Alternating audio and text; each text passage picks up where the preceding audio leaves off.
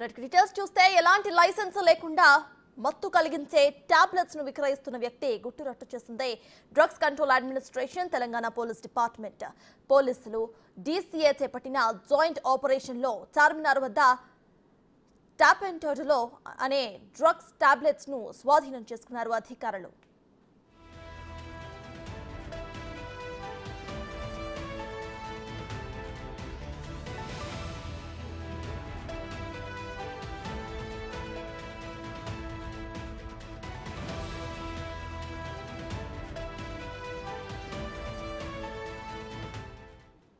మత్తు కలిగించే drugs tablets ను విక్రయిస్తున్న యాకుత్పూర్ కు చెందిన అర్షద్ ఖాన్ అనే యువకుడిని అదుపులోకి తీసుకున్నారు అధికారులు. ఇక నిందితుడి దగ్గర నుంచి 23,000 రూపాయల విలువ కలిగిన 100 టాపెంటాడోల్ టాబ్లెట్స్ ను స్వాధీనం చేసుకున్నట్టుగా పోలీసులు తెలిపారు.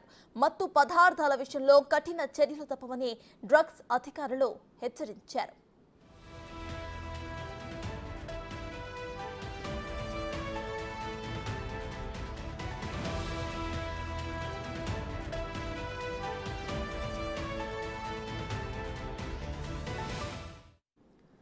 ఇదే విషయంపై పూర్తి డీటెయిల్స్ ను మా ప్రతినిధి సురేష్ అందిస్తారు. సురేష్, చెప్పండి.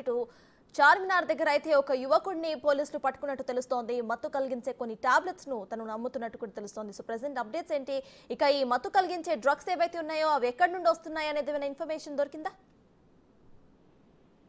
తెలంగాణలో గత 4 నెలల నుంచి కూడా డ్రగ్ కంట్రోల్ అధికారులు వరుసగా దాడులు నిర్వహిస్తున్నారు. ఎక్కడ అనుమతులు లేకుండా మెడికల్ షాపులు నిర్వహించినా డ్రగ్స్ మ్యానుఫ్యాక్చరింగ్ చేసిన వారిపై కేసులు నమోదు చేసి అరెస్ట్ చేస్తున్నారు. రెగ్యులర్ గా చెకింగ్ లో భాగంగా నిన్న చార్మినార్ లో ఓ మెడికల్ షాప్ లో హానికరమైనటువంటి డ్రగ్స్ అమ్ముతున్నట్టు డ్రగ్స్ కంట్రోల్ అధికారులు గుర్తించడం జరిగింది. అతని వద్ద నుంచి దాదాపు 400 టాబ్లెట్స్ ని, ఏదైతే టైడోల్ అనే టాబ్లెట్ సంబంధించి 100 mg ఉంటుంది, అది డ్రగ్ మత్తు కలిగించే టాబ్లెట్, వాటిని ఎలాంటి అనుమతులు లేకుండా విక్రయిస్తున్నట్టు డ్రగ్ కంట్రోల్ అధికారులు గుర్తించడం జరిగింది. అర్షద్ ఖాన్ అనే వ్యక్తిని అరెస్ట్ చేసి అతని దగ్గర 23,000 విలువైన టాబ్లెట్స్ ని స్వాధీనం చేసుకొని కేసు నమోదు చేసి దర్యాప్తు చేస్తున్నారు. దీనికి సంబంధించి డ్రగ్ కంట్రోల్ అధికారులు ఫర్దర్ గా చర్యలు తీసుకుంటామని చెప్పేసి కూడా చెప్తున్నారు. తెలంగాణలో ప్రతిరోజు ఎక్కడో ఒక చోట డ్రగ్ కంట్రోల్ అధికారులు తనిఖీలు చేస్తున్నారు, ఎక్కడో ఒక చోట పట్టుబడుతూనే ఉన్నారు.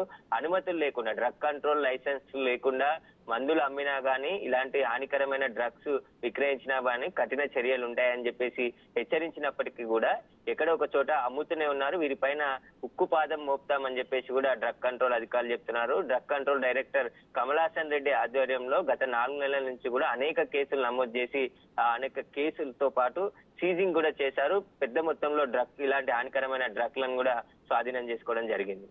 Right, thank you Suresh.